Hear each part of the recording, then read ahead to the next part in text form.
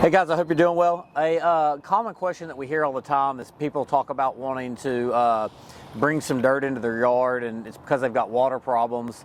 They've got low spots and they're holding water, and they want to raise the level of their yard up. And something that most people find as a surprise is that's usually not only the most expensive option, but the least effective option.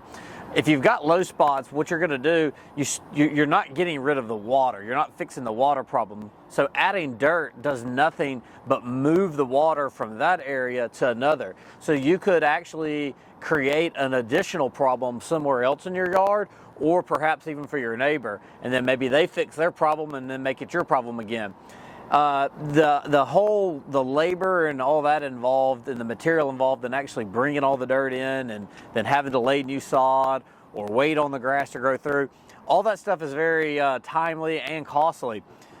Most times, a lot of times, you can actually fix your problem by installing like an underground drainage system where you put these catch basins. These sit flush with the ground, so they're not an eyesore, but they're also piped. And what you're doing is you're grabbing that water, collecting the water, and then taking it wherever you want to take it and just getting rid of it altogether. So instead of moving the problem, we're addressing the problem and we're fixing it, and we're controlling the outcome, if you will.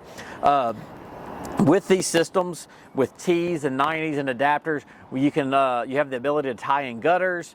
You have the ability to lay a French drain that can actually catch water that sits in the ground and absorbs. You can catch surface water with these surface catch basins. There's a wide variety of things you can do. And then, like I said, you get to pipe it all in, carry it off, and then discharge it wherever you want, in a ditch, on the street, just wherever it is that makes the most sense and causes the least amount of problems. So anyway, hope that helps. If you got any questions, need any suggestions, feel free to reach out. Look forward to hearing from you.